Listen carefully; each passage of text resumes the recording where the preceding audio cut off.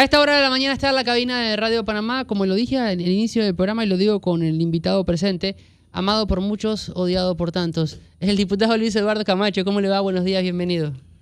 Bien, gracias, Leonardo, Judy Hola. y Mariscal. Un placer y saludo a la audiencia. Siempre digo los que me quieren y los que no me quieren. Por eso, usted lo dice, por eso yo lo agrego. Diputado, lo importante es saber si te quieren más de lo que te... Ahora, es que hay gente que se forma estereotipos de las personas, ¿no? Y juzga a una persona sin conocerlo. Bueno, el presidente lo quiere a usted porque lo acaba de retuitear en X. Bueno, el presidente, digamos, retuiteó algo de lo que yo siempre hago, que es destacar la gestión que hacen las instituciones del Estado, particularmente en San Miguelito, ¿no? Porque yo tengo una teoría, ¿no? Si tú no quieres a la gente en la calle protestando, el gobierno tiene que estar en la calle solucionando.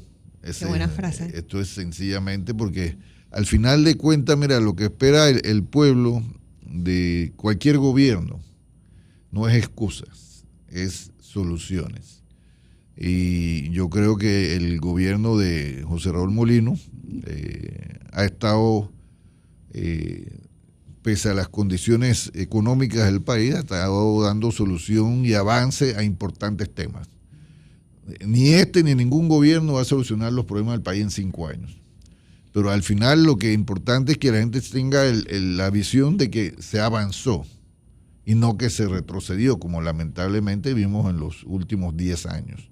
Hubo un retroceso importante no solamente en el nivel económico del país, sino en el tema de el avance en la modernización de la infraestructura del país, porque la infraestructura pública es fundamental para el desarrollo del sector privado. Hay que tener las facilidades, la logística, digamos, el sistema logístico que permita desarrollarse integralmente al país.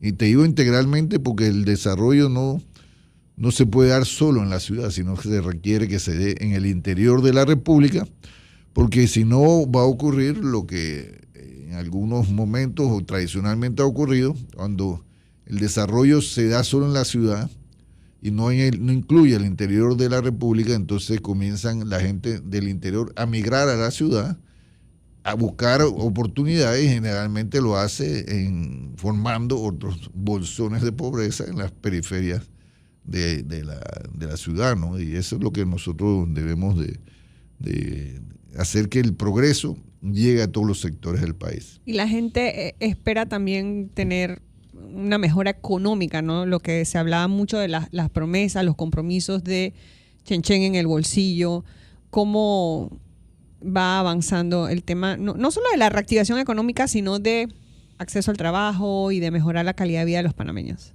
Mira, para mí el principal problema que tiene Panamá en este momento es el alto nivel de desempleo y el alto nivel de informalidad, que son dos cosas muy importantes, ya que se requiere la generación de empleo pero sobre todo empleo bien pagado. No se trata de cualquier tipo de empleo, porque para satisfacer las necesidades hay que tener un salario adecuado y además también para garantizar, por ejemplo, buenas pensiones, tú tienes que tener buenos salarios. Yo siempre, cuando discutíamos el tema de la ley de caja del Seguro Social, yo le decía, más allá del sistema que tú vayas a utilizar, ningún sistema que no parta de cotizaciones con buenos salarios va a tener buenas pensiones. Porque las pensiones, ¿con qué se fijan? Con los salarios de la gente. Entonces, más allá del sistema había que hacerlo. Ahora, quiero decirte que mira, nosotros tenemos un crecimiento, se destaca siempre, un crecimiento económico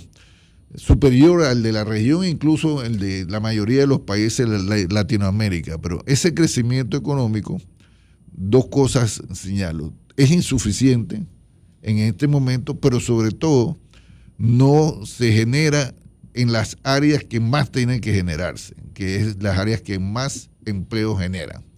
Por ejemplo, hace varias décadas atrás, muchas décadas atrás,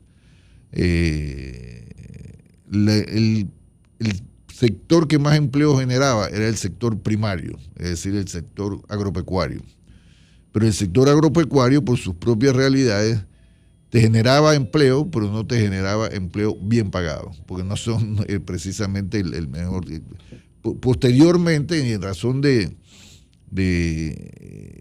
el avance pues, del país, se dio mucho en el gobierno de Ricardo Martinelli, el sector construcción pasó a desplazar al sector primario y de otros sectores en generación de empleo, y el sector construcción se convirtió bueno, hay una caída fundamental en los últimos 10 años, pero antes de estos 10 años de atraso que hemos tenido, el sector construcción se convirtió en el mayor generador de empleo, pero además con buenos salarios. Esa es la diferencia. Entonces, por eso que el último día de sesiones, yo presenté una propuesta. Una mesa técnica para reactivar la construcción. Sí, una mesa técnica dirigida y fíjate que no fue, lo presenté el último día, pero es algo que yo venía trabajando desde hace más de 6 meses, no solamente con algunos colegas, hablándole de la importancia de dar este paso, sino también con representantes del sector privado, sobre todo el sector inmobiliario, también y representantes del sector de los trabajadores, y por qué no decirlo también con algunos funcionarios de alto nivel del Estado, diciéndole, este es lo que tenemos.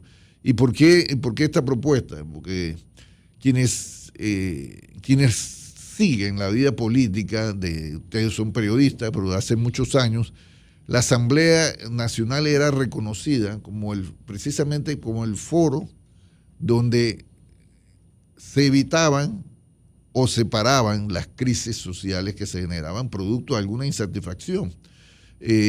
¿Por qué? Porque no es porque sea fundamentalmente político, sino que ahí están todas las fuerzas políticas, y la Asamblea jugaba ese rol, que es el que yo aspiro a que volvamos a tener, donde en la Asamblea nos reunamos. No solamente los diputados, porque no es reunirse los diputados, sino los actores sociales involucrados en los principales problemas que tenemos los panameños, diagnostiquemos o reafirmemos los diagnósticos. Y citar a los ministros, citar a los directores.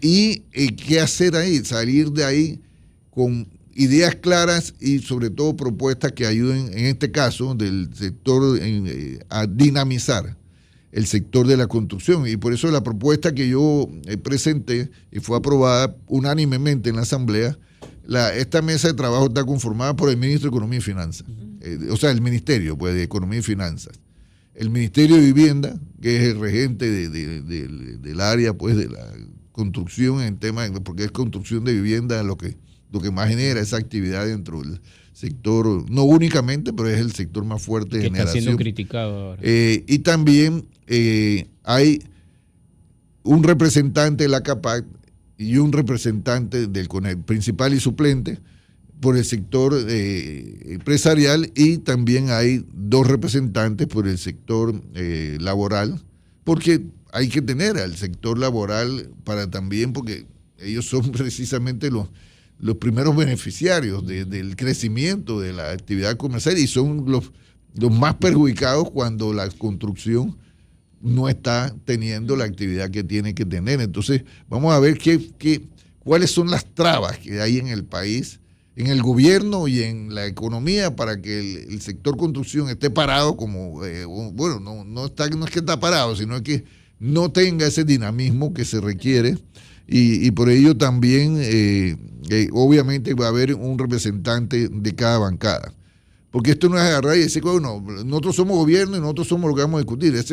No se trata de eso, sino que entender que hay problemas que nosotros tenemos que entender que tenemos que solucionarlos juntos.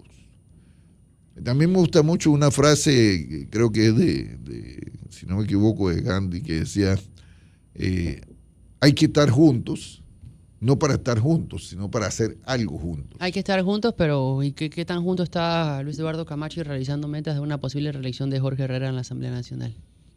Mira, yo creo que realizando metas tiene su aspiración a presidir la Asamblea como la tienen todos los partidos políticos. O sea, extraño sería que realizando metas no tenga esa aspiración. Y esto lo hemos puesto sobre la mesa más clara, pues no solamente porque seamos un partido de gobierno o porque tengamos la bancada más grande que hay en la Asamblea, sino porque sencillamente tenemos gente con la capacidad para dirigir la Asamblea, ¿Usted capacidad puede política. aspirar usted para presidente de la Asamblea? ¿Aspiraría? Dice que el que no aspira, el que Expira. respira. Pero lo ha pensado. Sí, yo lo que te quiero decir, para mí no era un secreto, yo tenía mayor interés en la primera presidencia, porque la primera presidencia para mí marca la hoja de ruta y el destino, y marca la diferencia de lo que pudiéramos lograr. Pero en ese momento, bueno, no se pudo. Yo aspiré públicamente, lo dije, y después tomé, así como las decisiones políticas de Luis Eduardo Camacho, las toma Luis Eduardo Camacho. No es que le vengan, ¡ay, corre! No, No pero vida. también entendiendo que tu aspiración tiene que estar clara con las realidades políticas de la Asamblea y del país, ¿no? ¿Y la realidad política ahora cuál es? ¿Van a apoyar a Recientemente Jorge ustedes Herrera? se reunieron con... Ajá. ¿sí? No, mira, nosotros le hemos dicho con toda claridad a Jorge Herrera, mira, la gente tiene algo, ¿no? O sea, cuando tú llegas a ese puesto de presidente de la Asamblea, todo el mundo quiere reírse, pero cuando yo conversé con Jorge, que él me tocó el tema, yo le dije, mira Jorge, la primera realidad que tú tienes que entender, fíjate, estamos parados los dos enfrente, ¿no? Allá abajo. ¿Había café de por medio? Allá abajo, ahí, no estábamos parados ahí enfrente de la Pero Asamblea. le habló le de dije- la reelección. Sí, él me habló de que él Se quiere tenía reelegir. intención de reelegirse. Yo, No mira, era ningún cuartito. pidiendo yo le dije, Ahí mira, enfrente de la Jorge, Asamblea. mira, que yo siempre hago las cosas abiertamente, yo no Claro, me escondo. Ni un cuartito de eso. Y ahí, conversando él y yo frente a los colegas, yo le dije, tú sabes cuál, tu primer problema es que allá abajo hay 69 personas que quieren ese puesto que tú tienes y que aspiran y tienen el legítimo derecho de aspirar. Mira, yo no puedo decirte que Jorge Herrera ha hecho un mal trabajo. Yo no digo, al contrario, yo creo que Jorge da las realidades de la Asamblea, porque la Asamblea, esta es una Asamblea muy fraccionada. Aquí no hay una bancada que por sí sola tenga una mayoría, y para los que tenemos experiencia política sabe que manejar esa realidad no es fácil. Y también sabemos de que en la Asamblea se negocia todos los días, se negocia todo y todos los días. Y negocio no es que estamos, como decimos, Vendiendo y comprando. sino la negociación política, porque la De De Asamblea, convencer, hay que convencer. exactamente, porque fíjate, la gente habla de que las encuestas, la Asamblea, mira, la Asamblea, ¿cuál es la diferencia con la Asamblea y los otros órganos del Estado? Que la Asamblea es el único órgano, en Panamá y en todo el mundo, que funciona de caras al país. Nosotros no sesionamos en sesiones secretas, ni encerradas, nosotros como los otros órganos del Estado, al igual que en todos los países del mundo. Por eso que ahí tú vas a ver gente que le va a gustar y gente que no le va a gustar las Jorge cosas Herrera, que escucha o que ve, ¿no? El presidente dijo que ha atendido filas y filas de gente pidiendo trabajo en la Asamblea. Todavía eso se ve. Pero no solamente él, yo ¿También? atiendo todos los días. Es que mira, Pero no se puede contratar, no hay pero espacio. esto no se trata, porque mira, hay una realidad. El Estado no puede ser el principal empleador del país. ¿Por qué? Porque ese rol le corresponde a la empresa privada. Porque mientras más destinos, más dinero Para inflar planillas, se gasta en el Estado para pago de salario, hay menos dinero para otro Hay que hacerlo tipo de cosas eficiente, ¿no? Claro que importantes. lo que Ahora, hay usted ser dice, están eficiente. en una mesa para ahora reactivar bien, la economía. pese a eso, desde el inicio, por ejemplo, una de las cosas que yo le critiqué a mi gobierno era, por ejemplo, que estuviese suspendiendo contratos de trabajo de gente. Cuando yo le decía, es muy sencillo, si la economía del sector privado estuviera en su justa contexto, en su justa dimensión, generando empleo, la gente va a conseguir. está bien que tú Claro. despidas. Si tú despides a la gente de gobierno, en este momento tú lo que vas a hacer es agravar el La desempleo y a disminuir el consumo. Porque los trabajadores, ¿qué hacen? Consumir, como todo el mundo. O sea, si la gente tiene menos trabajo, la gente va a consumir menos. Y el consumo va a bajarte el nivel de la economía en el movimiento económico importante. Entonces, por eso que yo digo que la teoría económica no puede estar divorciada de las realidades sociales de los Diputado, países. usted se reunió, recientemente estuvo en esa reunión con el presidente de la República, que la bancada se reunió con el presidente. ¿Qué cosas se dieron allí en esa reunión? Bueno, él habló de los, ¿cómo se llama? De los proyectos. Nos habló de este proyecto que iban a presentar en las sesiones extraordinarias. Ahí le dimos nuestra... De sustancia económica. Sí, el de sustancias económicas.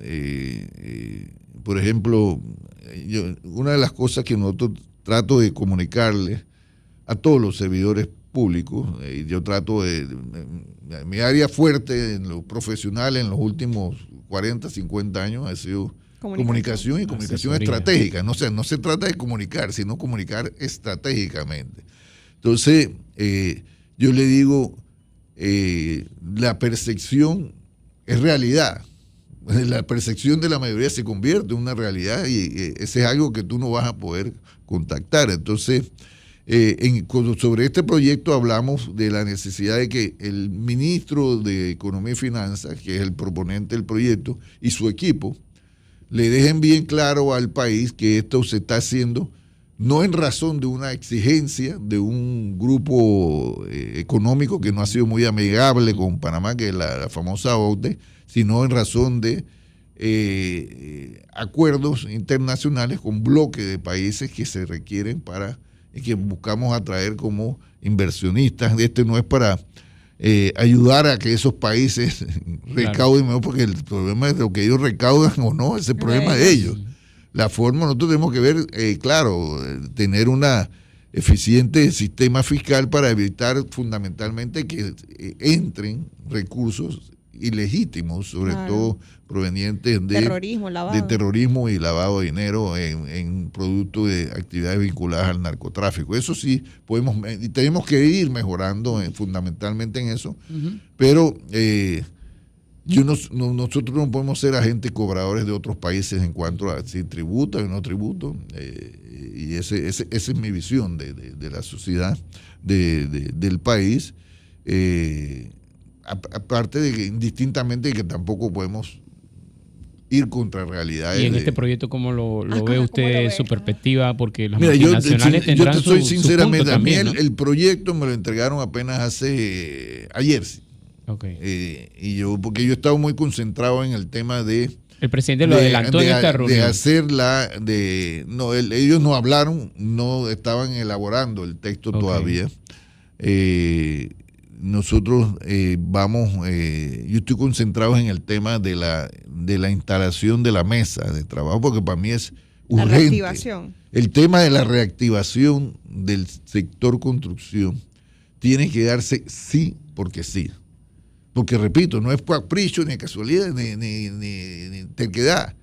Es que el sector construcción es el sector llamado a generar la mayor cantidad de empleos y empleos adecuadamente pagados. Porque no se trata, insisto, de crear empleos con bajos salarios, porque entonces lo que estamos es emparchando un problema y no solucionarlo, y la economía se dinamiza con buenos salarios.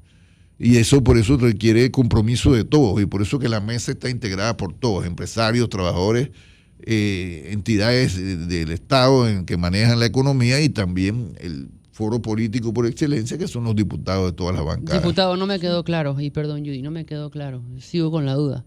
¿Van a apoyar a Jorge Herrera o van a ir con candidato propio? Pero yo no sé qué es lo que no entendiste, porque yo te digo bien claro, realizando metas, está aspirando a presidente. Ahora, esa es una aspiración, y al final, mira, estamos empezando el mes de mayo, la elección es el 1 de julio. Las negociaciones de este tipo en la asamblea, las conversaciones, o si quieren ponerle una palabra más correcta, en la asamblea, sobre este tipo de cosas, a veces se definen el 1 de julio. Entonces, y sobre todo cuando hay una asamblea fraccionada. Pero mira, indistintamente, para mí, Leonardo, Judy, Mariscal, que tenemos que entender algo.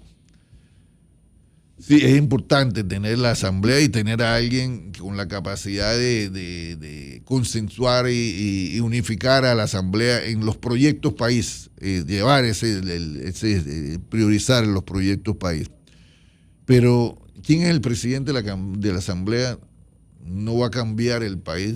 Ahora nosotros necesitamos vuelve te digo, si queremos que Panamá comience a entrar en el ritmo correcto, tenemos que generar empleo.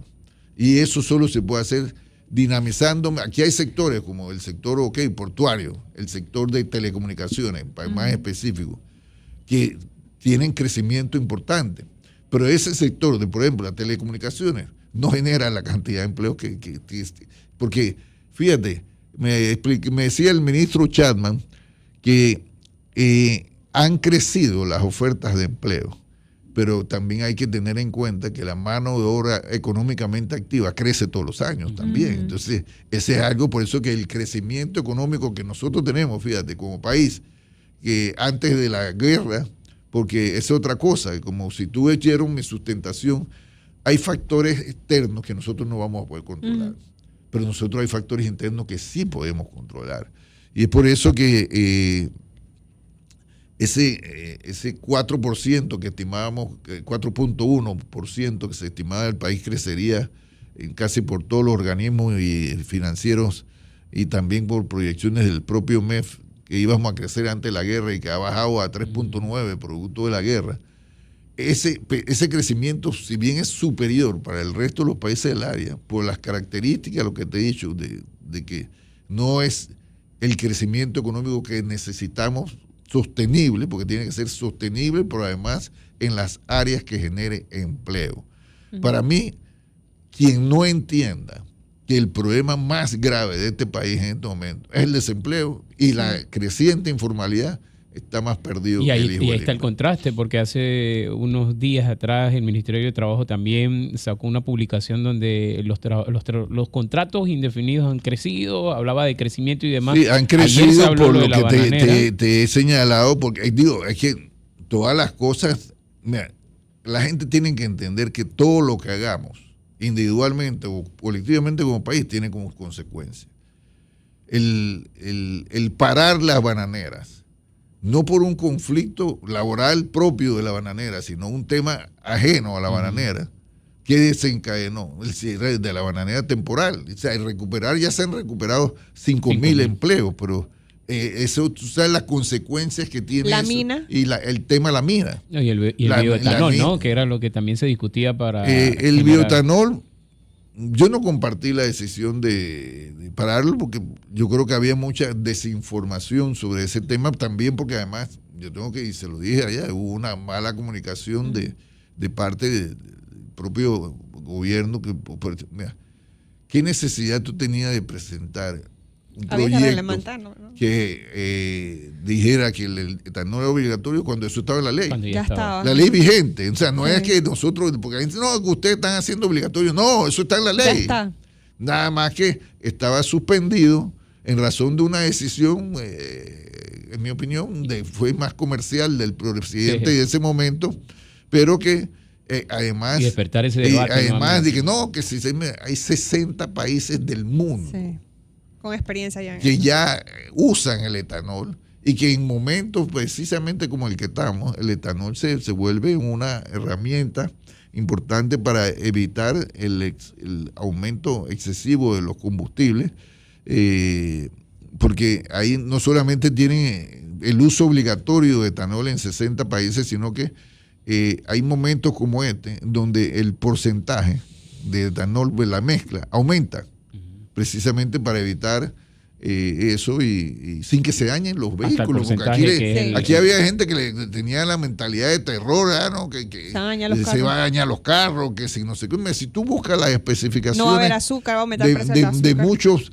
vehículos que circulan, porque la mayoría tú lo buscas y te van dentro de sus ese librito que casi nadie lee, de la Tiene propia, la guantera. tiene la guantera, ahí te va a decir que ese carro se permite el uso de No, y los combustible fabricantes con etanol. Digo, pero también la sus conversación comunicados. nuevamente llega a la mesa y va a tocar sí o sí discutirlo, porque que haya estado anteriormente tampoco quiere decir que era lo correcto y ahora le va a tocar. El etanol hay que también plantearlo. Se tenía una expectativa con respecto a, si bien inicialmente, porque decían algunos opositores, sobre todo los amigos de Vamos, ¿no? Y las amigas. ¿Son amigos suyos los de Vamos? Sí, para mí todo.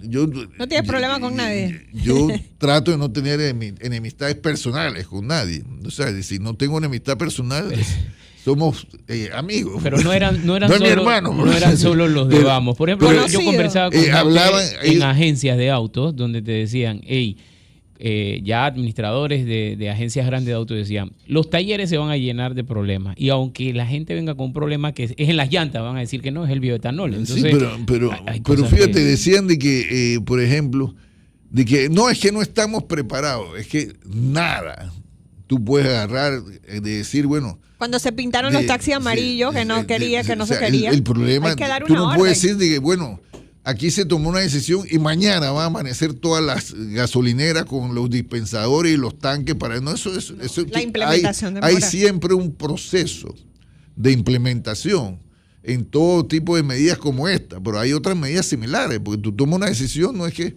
al final, ya mañana que tú aprobaste la ley y que el presidente llegó y la sancionó, ya a partir de ese momento, la ley ya, hay cosas que sí, pero hay cosas que requieren. Y se mancha la conversación con ahora las investigaciones que se han hecho, quiénes son los allegados a estos negocios. ¿Usted cree que se mancha? Sí, Se pero habla- mira, aquí esa es otra de las cosas que se han estado diciendo para desinformar. Mira, Que hay intereses. para nadie es un secreto y lo ha dicho el propio Contralor, pues, que él sí, él tiene su familia, es parte de un ingenio, y hay otras familias que tienen, pero la realidad está en una pregunta. ¿Cuándo se estableció el etanol obligatorio? En el 2011. ¿El señor Contralor tenía algo que ver con el gobierno en ese momento? No, nada. Tenía que ver, ¿no? Después cuando se formuló la ley en el 2000, si no me equivoco, 16 se cambió. ¿El Contralor tenía algo que ver? Nada. Después en el gobierno, en el 2023, en el gobierno pasado, el que presentó nuevamente la reafirmación suspendiendo y eliminando el no obligatorio fue Juan Diego Vázquez. Presentó la propuesta. Y que está mal, no lo digo porque tú no puedes tener un discurso antes y ahora de otro discurso diferente. Porque entonces, ese sí te metió. Y ahí, en ese momento, el Contralor actual tenía algo que ver con la Contraloría o con algo con el gobierno. No. Entonces, eso de que no es el interés de funcionarios del Estado. No, esa ley existe desde el 2011 y ha venido modificándose y ha venido actuando y ninguna de estas figuras que se le quiere decir ahora tenía nada que ver con el gobierno. ¿Cómo usted ve eso, diputado, por ejemplo, de que vienen contratos o vienen leyes y luego sale que un funcionario está vinculado o que perteneció a esa empresa, como ha pasado, que se ha mencionado, por ejemplo, lo del director de la policía, ¿no? O sea, el aclarar eso, ¿no? La comunicación. Pero, Judy, Panamá es tan chico. este es un país de 4 millones de habitantes. Somos pequeños.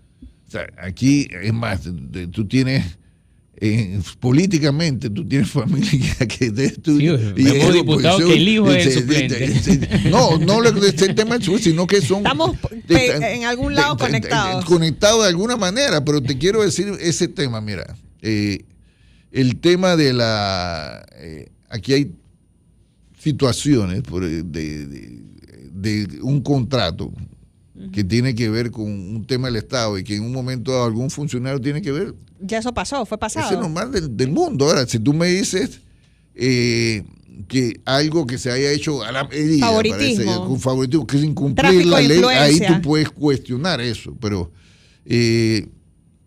no solamente en el caso del etanol, no solamente en el caso de la compra, es que mira, yo te voy, por ejemplo, la gente cuando habla de que sobrecosto, que el gobierno compra sobrecosto. Ese es un tema importante, porque aquí te usan ese discurso. Pero ¿cuál es la realidad, una buena parte de la realidad del sobrecosto? ¿Por qué pagamos más en el gobierno? Pues paga mal Porque el gobierno. paga mal. Entonces, la gente cuando hace sus cálculos Claro. para proponer al gobierno, Tiene que que meter algo correr con el fundamental, costo, sí, correr con el costo gasto. del financiamiento Ajá. de esa situación. Sí, el ministro de Salud lo dijo aquí, que ha hablado con los que están construyendo los hospitales y tal para que vayan, Ahora, hay cosas construyendo. que no se justifican tampoco. Por ejemplo, la ciudad de la salud, Ujú. que se inició en el gobierno de Ricardo Martinelli, estaba Se prevista paró después. para funcionar, pero un año después que salíamos. El costo de eso no llegaba a $500 millones, incluyendo hotel y todo. La ciudad hospitalaria, 10 años después, cuando se inaugura, después de mucho penuria en el gobierno anterior, costó como $1.500 millones. Cuando se para Y una qué decirte del de puente, qué decirte del puente sobre el canal. Y El cambio que se hizo. El cambio que se hace en la el estructura. puente sobre el canal que se consiguió antes de salir el gobierno de Ricardo Martinelli, el financiamiento con Japón a intereses bajos y a largo plazo. Ese puente que costaba, si no me equivoco, eran como $700 millones, algo, si no me equivoco, un poco más, no sé, como algo 1.000 millones, no exactamente la cifra. Incluía el puente con que yo que tenía 6 carriles para ir y Acceso. venida y el paso del monorriel. No, porque alguien en el gobierno anterior tuvo la grandiosa idea de decir, bueno, ya el metro no va a pasar por el puente, sino que vamos a hacer un túnel. Tú tiras la línea cuánto nos está costando el túnel. Y además, mira, lo más importante, más allá del tema de los costos, todas esas decisiones absurdas de paralizar las obras, ¿en qué impactaron de manera negativa más importante? No es el tema económico, es en la calidad de vida de la gente. Esa gente, para ponerte el tema del puente, porque estamos hablando, y del monorriel, esa gente que vive en el oeste ya debió estar hace 8 años transportándose en la línea 3 del metro. Pero no, ¿por qué no? Porque se tomaron decisiones, algunas motivadas por odio, por venganza, y otras, quién sabe, La pandemia también, ¿no? por Diputado, algunas situaciones comerciales. Hablando ¿Con esa venganza se refiere a Varela?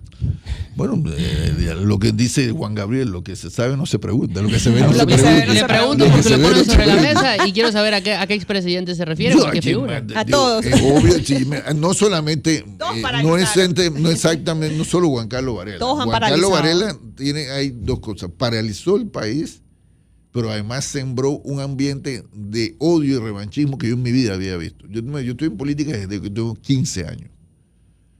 Y tú lo peor que tú puedes crear como fuerza política, como gobernante, como empresario, como panameño, es ambiente de odio, de Persecución. confrontación, de venganza. Yo siempre he dicho, mira, la justicia que tiene que buscar, la verdad. Para encontrar la verdad, con las leyes que existen, la justicia no necesita ser torcida, necesita funcionarios dispuestos a buscar la verdad. Pero si nosotros tenemos funcionarios que lo que están buscando es hacer negocio a costa de la justicia, en el Ministerio Público y en el órgano judicial, y tenemos gente que sencillamente esas son las cosas que están dañando en nuestro país, porque yo siempre digo, si hay alguien que hizo algo malo, se lo probaste, basta, ahí está lo que tiene que hacerse la ley. Pero tú no tienes que agarrar en eso y meter un churuco a gente que no tiene nada que ver, porque sencillamente tú quieres perseguir políticamente a la gente que... Hablando de en gente ese que no sentido. tiene nada que ver, ¿cuántos no cobran en su planilla? ¿Cómo dicen? En la 2020 o en alguna de su... Todos cobran. Cobran en la planilla. Pero, ¿Qué pasó con No se lo qué pasó con suspendieron. esta No, gente? pero mira, es que lo que pasa es que, mira, si tú me has escuchado a mí en la Asamblea desde el día 1, yo tenía un discurso institucional. Por eso que cuando se dio en su momento esa acción, porque esta acción no es nueva, Sí. se dio en su momento y afectaba fundamentalmente planillas de miembros del PRD. Yo en ese momento dije públicamente en la Asamblea que yo no estaba de acuerdo con eso.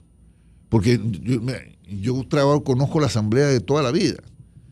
Y si hay gente que no trabaja, tú lo puedes mostrar. Pero hay gente que yo sé que tú trabajas y tú no le puedes retener el cheque. Pero preocupa que Pero ustedes ¿qué que pasa? legislan dicen, eso es de ¿Qué siempre. pasa en ese momento? La gente de Vamos, que hoy tú lo ves hasta denunciando al Contralor, aplaudieron al Contralor por hacer eso.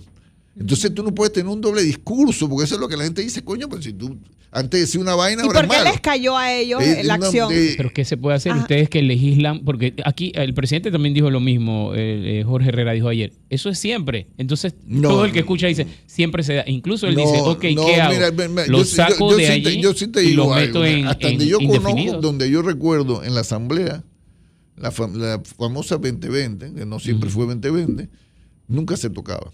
172. En razón de retener, había problemas con el tema de los contratos, pero básicamente por razones presupuestarias, que a veces hay o no hay, pero al final de cuentas, yo lo que te quiero decir, tú no puedes decir que algo hoy es bueno porque te conviene y mañana es malo porque te tocó vivirlo. No, tú no puedes tener doble discurso. Mi discurso, mira, a mí me pueden criticar lo que quieran, pero yo soy una persona de un solo discurso. Si yo te digo que algo que se está haciendo no es correcto, te lo voy a decir hoy, mañana y pasado. No porque me afecta a mí o no me afecta o me afecta a un amigo. Uno tiene que ser consecuente con su discurso, con lo que hace. Porque lo que pasa es que hay discursos, te digo, te pongo ese ejemplo que tú lo mencionas, la planilla, quienes hoy están yendo a demandar al procurador, al Ministerio Público, que para mí eso no va para ningún lado, son los mismos que aplaudían al Contralor cuando se lo hacía a gente que ellos estaban vinculando a nombramientos del PRD, que vienen de gobiernos anteriores y que tienen años y que ellos sabían, porque ellos los veían trabajando, gente de la asamblea. Yo vi a la gente trabajando. Hubo un momento, aseadores, que producto de una investigación, porque es una decisión que tú puedes tomar, pero ¿por qué, si tú sabes que esa persona está trabajando, por qué retenerla? Entonces ese es el tema. Para mí, yo no creo que el Contralor tenga un capricho particularmente con ellos, porque en su momento también lo tuvo con otras bancadas y están haciendo unas investigaciones que además ellos mismos aplaudieron enseguida, ¿no? Entonces,